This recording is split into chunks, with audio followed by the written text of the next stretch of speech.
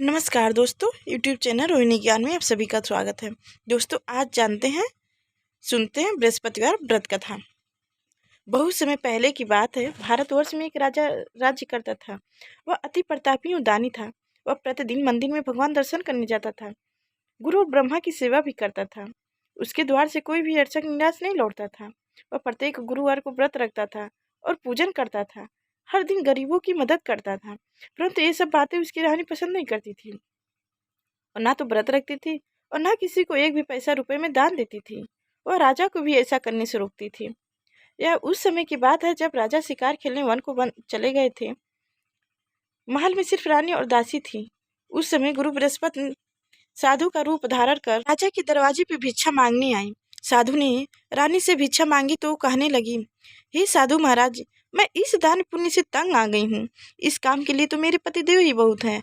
अब आप ऐसी कृपा करें कि ये सारा धन नष्ट हो जाए ताकि मैं आराम से रह सकूं।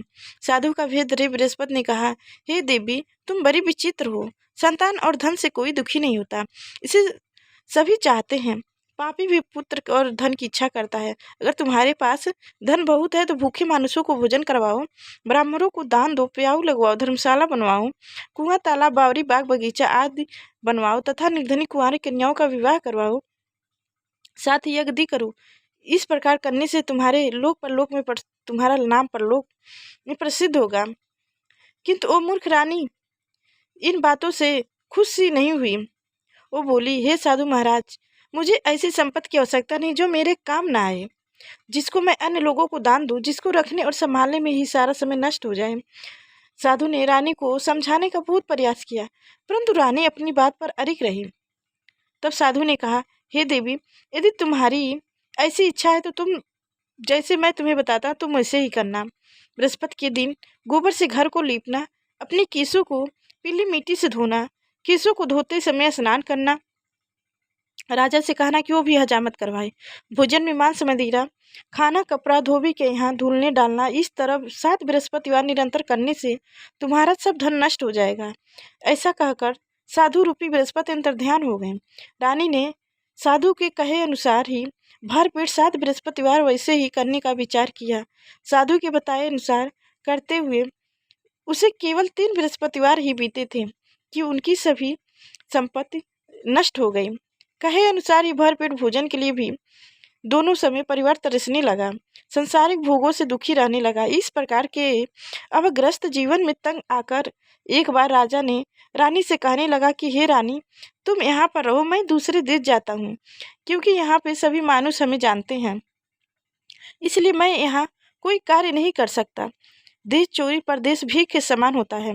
ऐसा कहकर राजा परदेश चला गया। वहाँ जंगल से लकड़ी काट कर लाता है और उन्हें शहर में बेचकर जीवन यापन करने लगा। राजा के जाने के पश्चात इधर उसके बिना रानी और दासी दोनों दुखी रहने लगी। किसी दिन भोजन मिलता तो किसी दिन अन्य जल ही पीकर रहना पड़ता था।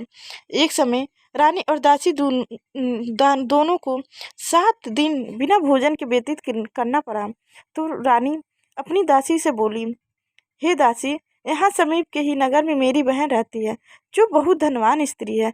तू उसके पास जा, वहाँ से 5 से भेजर जौ मांग कर ले आ, जिससे कुछ समय के लिए गुजर बसर हो जाएगी। दासी अपनी बहन के पास गई। बृहस्पतिवार का दिन था। रानी की बहन उस समय ध्यानमग्न होकर पूजा कर रही थी। दासी ने रानी की बहन से कहा, हे रानी, मुझे आपके पास आपकी बहन ने भेजा है, मुझे 5 से भेजर दे दो। दासी ने अपनी बात अनेक बार कही, परंतु रानी की बहन ने कोई उत्तर नहीं दिया, क्योंकि वह उस समय बृहस्पतिवार की कथा सुन रही थी। रानी की बहन से जब दासी को कोई अपेक्षित उत्तर नहीं मिला तो वह अति दुखी हुई। उसे क्रोध भी बहुत आया। लौटकर वह रानी से बोली, हे रानी, आपकी बहन बहुत धनी स्त्री है, परंतु वह घमंडी भी है, छोटों लोगों से बात भी नहीं करना चाहती है। 5 से भेजर देने के लिए मैंने उससे बहुत कहा, परंतु उसने कोई उत्तर नहीं दिया। इस प्रकार मुझे खाली हाथ लौटना पड़ा। रानी बोली, हे दासी, इसमें मेरी बहन का किसी प्रकार का कोई दोष नहीं है। जब बुरे दिन आते हैं तब कोई सहारा नहीं देता है, अपने पराये हो जाते हैं। अच्छे बुरे का ज्ञान विपत में ही होता है। जो ईश्वर की इच्छा होगी वही होगा। यह सब हमारे भाग्य का दोष है। उधर पूजा समाप्त होने के पश्चात रानी की बहन ने सोचा कि मेरी बहन की दासी आई थी, परंतु मैंने उसे कोई उत्तर नहीं दिया। उससे वह बहुत दुखी हुई होगी। कथा सुनकर तथा विष्णु भगवान का प्रसाद ग्रहण कर वह अपनी बहन के घर गई तथा बोली, हे बहन, मैं बृहस्पतिवार का व्रत कर रही थी, तुम्हारी दासी आई थी, परंतु मैं कोई उत्तर नहीं दिया। इस पूर्व ना उठते हैं, मैं बृहस्पतिवार का व्रत कर रही थी और व्रत में ना बोलते हैं ना उठते हैं, इसलिए मैं नहीं बोली। बताओ दासी किस कार्य के लिए मेरे पास गई थी? रानी बोली, बहन, हमारे घर अनाज नहीं था, राजा परदेश गए हुए हैं, वैसे तुमसे कोई बात छुपी नहीं है, इस कारण मैंने दासी को तुम्हारे पास पान से भेजा लेने के लिए भेजा था। इस पर रानी की बहन बोली, हे बहन, बृहस्पति भगवान सबको मनोवांछित फल देते हैं, देखो शायद तुम्हारे घर के किसी कोने में अन्न रखा हो। यह सुनकर रानी की बहन की बातों से विस्मित दासी के घर के अंदर गई तो वह एक घड़ा भेजर का भरा मिल गया। उसे बड़ा आश्चर्य हुआ, क्योंकि उसके अनुसार घर का एक एक बर्तन अन्न से खाली था। उसके बाहर आकर रानी को सारा वृत्तांत सुनाया। दासी अपनी रानी से कहने लगी, हे रानी, देखो, वैसे भी हमको जब अन्न नहीं मिलता था वो भी व्रत समान ही था। अगर इससे व्रत की विधि पूछ ली जाए तो बृहस्पतिवार का व्रत हम भी कर लिया करेंगे। और फिर दासी के कहने पर रानी ने अपनी बहन से बृहस्पतिवार व्रत पूजन विधि एवं नियमों के बारे में विस्तार से पूछा। उन्होंने बताया, जो बृहस्पतिवार के व्रत में चने की दाल और मुनक्कों से विष्णु भगवान की केले के जड़ में पूजन कर दीपक जलाता है, पीला भोजन करता है, पीले वस्त्र धारण करता है तथा प्रमुख बृहस्पति भगवान की कथा सुनता है, तो इस प्रकार करने से गुरु भगवान उस भक्त से प्रसन्न होते हैं, धन अन्न पुत्र देते हैं, मनोवांछित फल मनोकामनाएं पूर्ण करते हैं। फिर भी व्रत एवं पूजन की विधि बताकर रानी की बहन अपने घर लौट गई। तत्पश्चात रानी और दासी दोनों ने निश्चय किया कि बृहस्पति देव भगवान का व्रत हम भी व्रत पूजन जरूर करेंगे। 7 दिन पश्चात जब बृहस्पतिवार आया तो दोनों व्रत किया। घुड़शाले में जाकर चना और गुड़ बिन लाए और उनकी दाल बनाकर केले की जड़ में विष्णु भगवान का पूजन किया। अब पीला भोजन कहाँ से आए यह सोचकर दोनों बड़ी दुखी हुई, परंतु उन्होंने व्रत किया था, इसलिए बृहस्पति देव भगवान उनसे प्रसन्न थे। एक साधारण व्यक्ति के रूप में वो 2 थाली में सुंदर पीला भोजन लेकर आए और दासी को देकर बोले, हे दासी, यह भोजन तुम्हारे और रानी के लिए है, तुम दोनों ही इसे ग्रहण करना। दासी अपने भोजन पाकर अति प्रसन्न हुई और रानी से बोली, हे रानी जी, भोजन कर लो। रानी को भोजन के विषय में कुछ पता नहीं था, इसलिए वह दासी से बोली, जा तू ही भोजन कर, क्योंकि तू व्यर्थ में ही हमारी हंसी उड़ाती है। दासी बोली, हे रानी, एक व्यक्ति इसलिए भोजन दे गया है। रानी बोली, वह भोजन तेरे ही लिए दे गया, इसलिए तू ही भोजन कर। दासी ने कहा, हे रानी, हम दोनों के लिए वो भोजन देकर गया 2 थाली में, आप करें और हम करेंगे। दोनों साथ साथ भोजन की। फिर दोनों ने गुरु भगवान को धन्यवाद एवं नमस्कार कर भोजन प्रारंभ किया। उसके बाद से दोनों प्रत्येक बृहस्पतिवार को गुरु भगवान का व्रत और पूजन करने लगी। बृहस्पति भगवान की कृपा से उन दोनों की भोजन एवं धन की कमी दूर हो गई। कुछ दिन बाद एक दिन रानी और दासी आपस में विचार करने लगी कि ना जाने राजा किस दशा में होंगे, उनकी कोई खोज खबर नहीं है। रानी राजा की खबर न पाकर उदास रहने लगी। गुरु भगवान से उन्होंने प्रार्थना की और भगवान ने रात्रि में राजा को स्वप्न में दर्शन देकर कहा, हे राजा, उठ, तेरी रानी तुझको याद करती है, अब अपने देश लौट जा। राजा प्राप्त काल उठा हुआ सोचने लगा कि मैं किस प्रकार रानी के पास खाली हाथ जाऊंगा, मेरे पास तो कुछ भी नहीं है। स्त्री जाति खाने और पहनने की ही साथी होती है। पर प्रभु की आज्ञा मानकर वह अपने नगर को चलने को तैयार हुआ। प्रदेश में राजा बहुत दुखी रहने लगा। प्रतिदिन जंगल में लकड़ी बीनकर लाता और उसे शहर में बेचकर अपनी दुखी जीवन खूब बड़ी कठिनाई से व्यतीत करता था। एक दिन राजा दुखी होकर अपनी पुराने दिनों को याद करने लगा। उस जंगल में बृहस्पति देव एक साधु का रूप धारण कर राजा से बोले, हे लकड़हारे, तुम इस भयान जंगल में किस चिंता में बैठे हो, मुझे बताओ। यह सुनकर राजा की आंखों में आंसू भर आई और वह साधु को प्रणाम कर बोले, हे प्रभु, आप सब कुछ जानने वाले हैं। इतना कहकर राजा ने साधु को अपनी समस्त व्यक्ति सुना दी। तब साधु रूप में गुरु भगवान राजा से बोले, हे राजन, तुम्हारी पत्नी ने बृहस्पतिवार के दिन बृहस्पति देव का अपमान किया था, जिसके कारण तुम्हारी यह दुर्दशा हुई है। अब तुम किसी प्रकार की चिंता मत करो, भगवान तुम्हें पहले से अधिक धन प्रदान करेंगे। देखो, तुम्हारी पत्नी ने बृहस्पतिवार का व्रत आरंभ कर दिया है। अब तुम भी बृहस्पतिवार का व्रत करके चने की दाल एवं गुड़ जल के लोटे में डालकर केले का पूजन करो, फिर कथा कहो या सुनो, भगवान तुम्हारी सभी इच्छाओं की पूर्ति करेंगे। साधु के वचन सुनकर राजा बोले, हे प्रभु, मुझे लकड़ी बेचने के पश्चात इतना धन भी नहीं बचता कि भोजन करूं या उपरांत कुछ भी बचा सकूं। मैंने रात्रि में अपनी रानी को व्याकुल एवं व्यथित देखा है। मेरे पास कोई साधन नहीं जिससे उसका समाचार भी जान सकूं। इसके अतिरिक्त मैं बृहस्पति देव की कथा भी नहीं जानता हूं, जिसे कह या सुनकर मैं व्रत धारण कर भगवान बृहस्पति का पूजन कर सकूं। साधु ने कहा, हे राजा, तुम किसी बात की चिंता ना करो। बृहस्पतिवार के दिन तुम नित्य की भांत लकड़ियां लेकर शहर में जाओ। तुम्हें रोज से दुगुना धन प्राप्त होगा, जिससे तुम भली भांति भोजन कर लोगे तथा गुड़ एवं चने का प्रसाद खरीदकर बृहस्पति देव की पूजा भी कर सकते हो। बृहस्पतिवार की कहानी इस प्रकार है। साधु महाराज बताकर वहां से अंतर ध्यान हो गए। धीरे धीरे समय बीत गया तथा बृहस्पतिवार का दिन आ गया। लकड़हारा रूपी राजा जंगल से लकड़ी काटकर किसी शहर में बेचने गया। आज उसे और दिनों से अधिक धन भी मिला। राजा ने चना गुड़ आदि लाकर भगवान विष्णु का पूजन किया तथा बृहस्पतिवार का व्रत किया। उस दिन से उसके सभी कष्ट दूर हो गए, परंतु अगले बृहस्पतिवार को वह व्रत करना भूल गया। इसी कारण बृहस्पति भगवान उससे रुष्ट हो गए। उस दिन उस नगर के राजा ने विशाल यज्ञ आयोजन किया तथा अपने समस्त राज्य में घोषणा करवा दी कि कोई भी मनुष्य अपने घर में भोजन ना बनाए और आग भी ना जलाए। सब लोग मेरे यहाँ भोजन करने आए। जो इस आज्ञा को नहीं मानेगा उसको सूली पर लटका दिया जाएगा। राजा की आज्ञा अनुसार राज्य के सभी निवासी राज्य के भोजन में शामिल होने गए, परंतु लकड़हारा कुछ विलंब से पहुंचा, इसलिए राजा उनको भोजन कराने अपने साथ महल में ले गए। जब राजा लकड़हारों को भोजन करा रहे थे तो रानी की दृष्टि उस खूंटी पर पड़ी जिस पर उनका नौलखा हार टंगा हुआ था। उस हार खूंटी पर लटका नहीं दिखाई दिया। रानी को नीचे हो गया कि मेरा हार इसी लकड़हारे ने ही चुरा लिया है। उसी समय रानी के जिद पर राजा ने सैनिक बुलवाकर लकड़हारे को जेल में डलवा दिया। जेल खाने में बंद वह लकड़हारा बहुत दुखी होकर विचार करने लगा कि ना जाने कौन से कुकर्म के कुकर्म से मुझे यह दुख प्राप्त हुआ है। जेल में बंद लकड़हारा भगवान बृहस्पति को याद करने लगा। तत्काल बृहस्पति देव साधु के रूप में प्रकट हुए और उनकी दशा देखकर कहने लगे, अरे मूर्ख, तू बृहस्पति देव की कथा एवं व्रत करना भूल गया, इसी कारण तुझे दुख प्राप्त हुआ है। अब किसी प्रकार की चिंता मत करो। बृहस्पतिवार के दिन जेल खाने के दरवाजे पर तुझे 4 पैसे पड़े मिलेंगे। तू उन पैसों से प्रसाद मंगवाना, भगवान बृहस्पति का पूजन एवं कथा कहना, कथा का प्रसाद स्वयं भी ग्रहण करना तथा दूसरों को भी खिलाना। इस प्रकार करने से तुम्हारे सभी कष्ट दूर हो जाएंगे। अगले बृहस्पतिवार राजा को जेल के द्वार पर 4 पैसे मिले पड़े।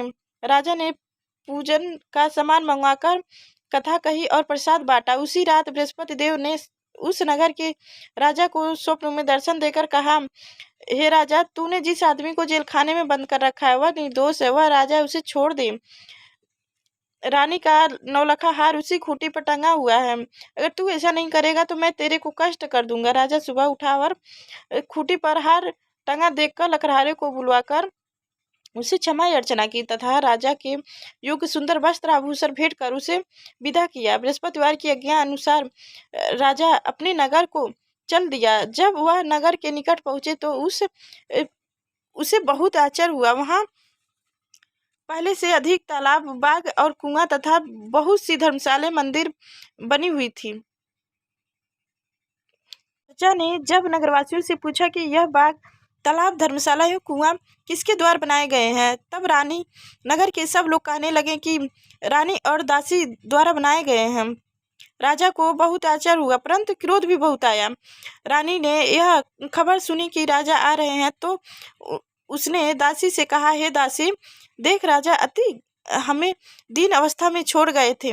वह हमारे ऐसी हालत देखकर कहीं द्वार पर से ही न लौट जाए, इसलिए तू द्वार पर खड़ी हो जा। रानी की आज्ञा अनुसार दासी दरवाजे पर खड़ी हो गई। जब राजा आए तो उन्हें अपने साथ महल में लिया लाए। तब राजा ने क्रोध करके अपनी तलवार निकाली तथा रानी से पूछा, बताओ इतना धन तुम्हें कि कैसे और किस प्रकार प्राप्त हुआ है। तब रानी ने बताया कि हमें यह सब धन बृहस्पति देव की व्रत के प्रभाव से प्राप्त हुआ है। अब राजा ने निश्चय किया कि 7 दिन बाद तो सब बृहस्पतिवार व्रत पूजन करते हैं, परंतु मैं प्रतिदिन दिन में 3 बार कथा कहा करूँगा तथा नित्य पूजा व्रत किया करूँगा। अब हर समय राजा के दुपट्टे में चने की दाल बंधी रहती तथा दिन में 3 बार वह कथा कहता। ऐसा ही एक दिन राजा ने विचार किया कि चलो अपनी बहन के यहाँ हो आऊं। ऐसा निश्चय कर राजा घोड़े पर सवार होकर अपनी बहन के यहाँ चल दिया। मार्ग में उसने देखा कि कुछ आदमी एक मुर्दा को ले जा रहे हैं। उन्हें रोककर वह कहने लगा, अरे भाइयों, कुछ देर मेरी बृहस्पतिवार की कथा सुन लो। वो बोले, लो, हमारी आदमी मर गया, इनका अपनी कथा की परी है। परंतु कुछ आदमी बोले, अच्छा कहो, हम तुम्हारी कथा भी सुनूंगा। राजा ने दाल निकाली और कथा कहनी शुरू कर दी। जब कथा आधी हो गई तो मुर्दा हिलने लगा और जब कथा समाप्त हुई तो राम राम करके वह मुर्दा उठ बैठा। राजा आगे चला। उसे चलते चलते शाम हो गई। आगे मार्ग में उसे एक किसान खेत में हल चलाता मिला। राजा उससे बोले, अरे भाइयों, कुछ मेरी बृहस्पति की कथा सुन लो। किसान बोला, जब तक तेरी कथा सुनूंगा तब तक 4 हरवे जोत लूंगा। जाओ भैया, अपनी कथा किसी और को सुनाना।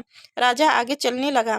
राजा के हटते ही किसान के बैल पिछाड़ खाकर गिर गए और किसान के पेट में बहुत तेज दर्द होने लगा। उसी समय किसान की माँ रोटी लेकर आई। उसने जब यह देखा तो अपने पुत्र से सारा हाल पूछा। बेटे ने सारा हाल बता दिया।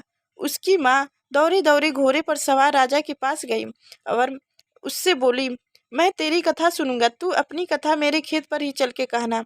राजा ने लौटकर किसान के खेत पर जाकर कथा कही, जिसे सुनते ही बैल खड़े हो गए तथा किसान के पेट का दर्द भी बंद हो गया। और फिर राजा अपनी बहन के घर पहुँचे गए। बहन ने भाई की खूब स्वागत की। दूसरे दिन सुबह जगा राजा तो उसने देखा कि सब लोग भोजन कर रहे हैं। राजा ने अपनी बहन से जब पूछा कि ऐसा कोई मनुष्य है जिसने भोजन नहीं किया हो और जो मेरी बृहस्पतिवार की कथा का श्रवण कर लो, तो बहन बोली, हे भैया, यह देश ऐसा ही है। यहाँ के लोग पहले भोजन करते हैं, फिर बाद में कोई अन्य काम करते हैं। अगर पड़ोस में कोई हो तो देखाती हूँ। ऐसा कहकर बहन चली गई, परंतु उसे कोई भी ऐसा व्यक्ति नहीं मिला जिसने भोजन ना किया हो। वह एक कुम्हार के घर गई जिसका लड़का बीमार था। उसे यह भी पता चला कि उसके यहाँ 3 दिन से भोजन किसी ने नहीं किया है। राजा की बहन ने अपने भाई की कथा सुनने के लिए कुम्हार से आग्रह किया तो वह तैयार हो गए। राजा ने जाकर बृहस्पतिवार की कथा कही, जिसको सुनकर कुम्हार का लड़का ठीक हो गया। अब तो राजा की हर तरफ प्रशंसा होने लगी। कुछ दिन बाद एक दिन राजा ने अपनी बहन से कहा, हे बहन, मैं घर जाऊंगा, तुम भी तैयार हो जाओ। राजा की बहन ने अपनी सास से अपनी भाई के साथ जाने की आज्ञा मांगी। सास बोली, चली जा, परंतु अपने लड़कों को यहीं छोड़ जाना, क्योंकि तेरे भाई के कोई संतान नहीं होते हैं। बहन ने भाई से कहा, हे भैया, मैं तो चलूंगी, परंतु कोई बालक नहीं जाएगा। राजा ने कहा, जब कोई बालक साथ नहीं चलेगा तब तुम ही क्या करोगी जाकर। दुखी मन से राजा अपने नगर को लौट आया। राजा अपनी रानी से बोला, मैं निर्वंशी हूँ, हमारा मुंह देखने का भी धर्म नहीं है। वह उदास होकर बिना भोजन किए सैया पर लेट गया। रानी बोली, हे प्रभु, भगवान बृहस्पति ने हमें सब कुछ दिया है, वो हमें संतान भी अवश्य देंगे। उसी रात बृहस्पति देव ने राजा को स्वप्न में दर्शन देकर कहा, हे राजा, उठ, सभी सोच त्याग दे, तेरी रानी गर्भवती है। राजा को यह जानकर अति प्रशंसा हुई। 9वें महीने रानी के गर्भ से एक सुंदर पुत्र रूपी रतन पैदा हुआ। तब राजा बोले, हे रानी, स्त्री बिना भोजन के रह सकती है, परंतु बिना कहे नहीं रह सकती। जब मेरी बहन आए तो तुम उससे कुछ मत कहना। रानी ने हाँ कर दी। और जब राजा की बहन ने यह शुभ समाचार सुनी तो वह अति प्रसन्न हुई तथा बधाई लेकर अपने भाई के यहाँ आई। तभी रानी ने कहा, घोड़ा चढ़कर नहीं आई, गधा चढ़कर आई। राजा की बहन बोली, भैया मैं इस प्रकार न कहती तो तुम्हें औलाद कैसे मिलती। भगवान बृहस्पति ऐसे ही हैं, जैसी जिसके मन में मनोकामनाएं हैं सभी को पूर्ण करते हैं, मनोवांछित फल देते हैं। जो श्रद्धा पूर्वक बृहस्पतिवार का व्रत करता है एवं कथा पढ़ता है अथवा सुनता है और दूसरों को सुनाता है, बृहस्पति देव उनकी सभी मनोकामनाएं पूर्ण करते हैं। बृहस्पति देव उनकी सदैव रक्षा करते हैं। जो श्रद्धा एवं पूर्वक आदर भाव से बृहस्पति देव का पूजन एवं हृदय से राजा और रानी ने बृहस्पति देव की कथा का गुणगान किया, उसकी सभी इच्छाएं बृहस्पति देव ने पूरी की। इसलिए सबको कथा कहने अथवा सुनने के बाद बृहस्पति भगवान का प्रसाद ग्रहण करना चाहिए तथा सच्चे मन एवं भावना से भगवान बृहस्पति का मनन करते हुए सदा उनकी जय जयकार करना चाहिए। बोलो बृहस्पति देवाय नमः।